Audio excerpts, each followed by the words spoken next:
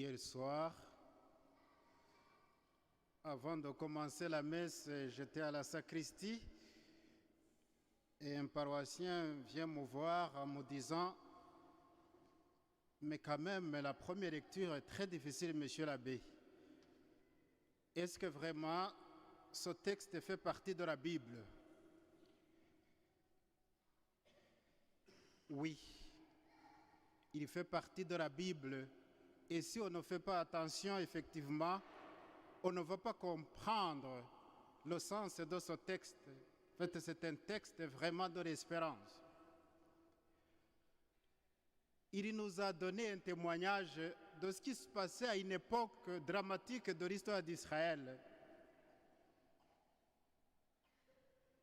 À cette époque, la Palestine était colonisée par les Grecs avant les Romains. On est au IIe siècle avant Jésus-Christ. Et ces Grecs avaient voulu imposer leur civilisation, leur culture et leur religion.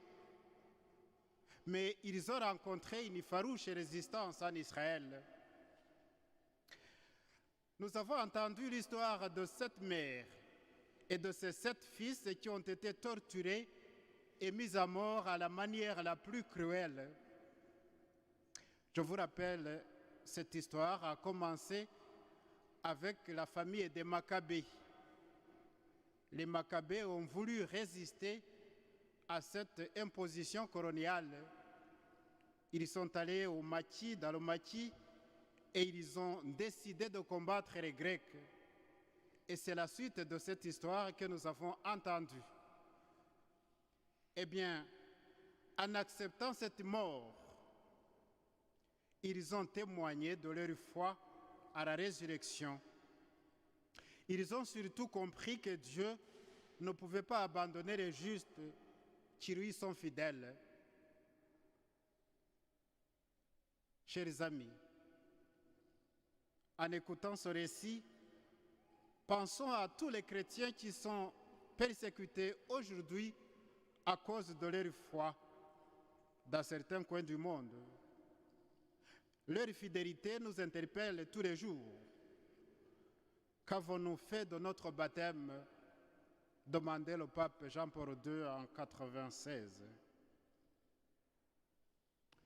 Nous vivons aujourd'hui dans un monde qui ignore la foi des chrétiens ou qui la tourne même en dérision.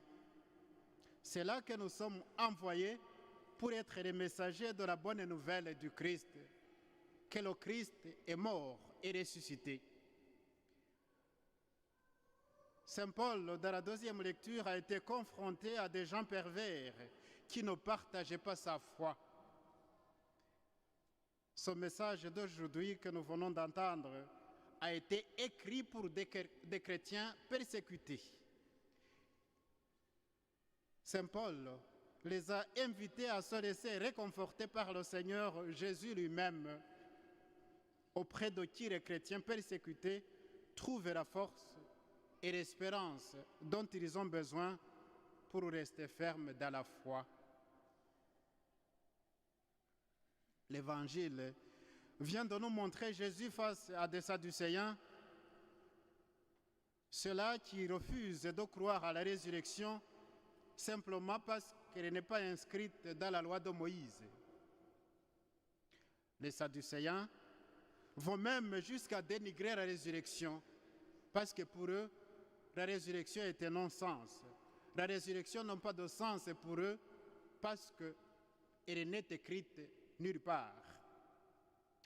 C'est dans ce sens que pour mettre Jésus à l'épreuve, ils lui ont soumis le cas d'une femme qui a eu 7 maris, tous frères entre eux et qui étaient morts l'un après l'autre. Et voici la question posée à Jésus. À la résurrection, cette femme, de qui sera-t-elle l'épouse? Comme vous l'avez suivi, chers amis, la réponse de Jésus a été double. D'abord, selon Jésus, dans l'au-delà, les relations conjugales et la génération humaine sont dépassées. Il n'est plus question de concevoir la vie future de manière terrestre et matérielle.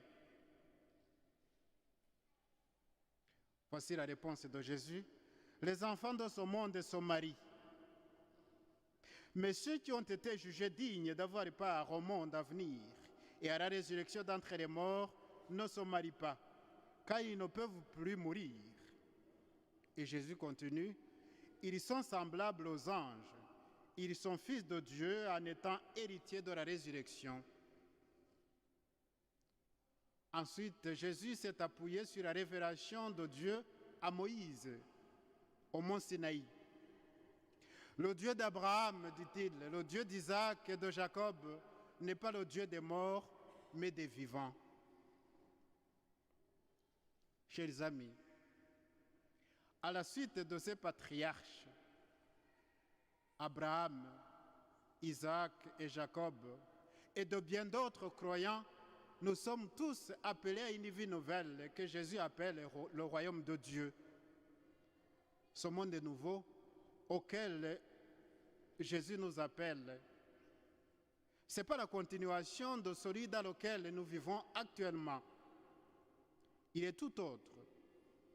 C'est de cela que nous devons nous rappeler chaque fois que nous nous rassemblons à l'église pour des funérailles, mais aussi chaque fois que nous évoquons le souvenir de nos défunts, mais aussi et surtout au cours de la messe, parce que nous nous rassemblons à la messe pour célébrer la mort et la résurrection du Christ, le Christ qui est venu nous dire que Dieu est amour. Ce trésor de la résurrection, nous ne devons pas le garder pour nous-mêmes. Nous ne devons pas le garder pour nous tout seuls. Il nous faut la transmettre, il nous faut le crier au monde entier, il faut l'annoncer à tout vent, il faut le dire à haute voix à qui veut l'entendre. Au-delà de la mort, nous serons vivants en Dieu. Cette espérance doit nourrir notre prière, surtout en ce mois qui est consacré à la prière pour nos défunts. N'oublions jamais le Dieu des vivants. C'est le cœur de notre foi. Et ce Dieu nous appelle tous à partager sa vie dès maintenant. Notre foi est fondée sur la mort et la résurrection du Christ. Si le Christ n'est pas mort, notre foi est vaine, nous dit saint Paul. La foi, une foi solide, une foi des chrétiens, la foi qui est la nôtre. En parlant de la foi, cette histoire que je vais vous raconter, prenez-la au second degré, mais il paraît que ça existait aux États-Unis. Il y avait un tenancier de bistrot. Il a décidé d'installer son bistrot devant l'église.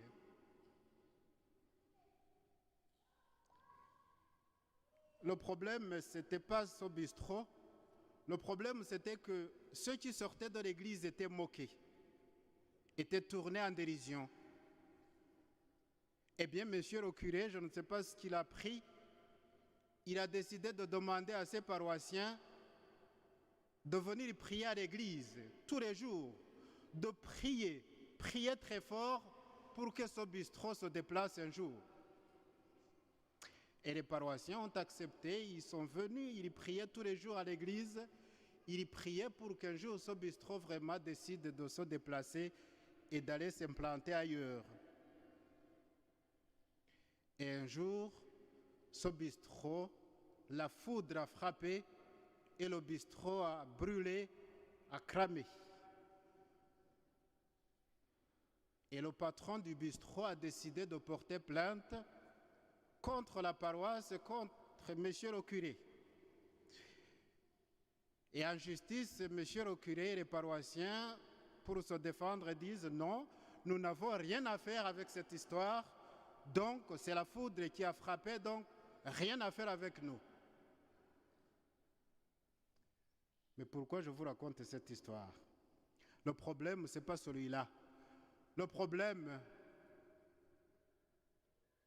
c'est le patron du bistrot qui croyaient à la force de la prière, et mes chers curés et ses paroissiens qui n'y croyaient pas.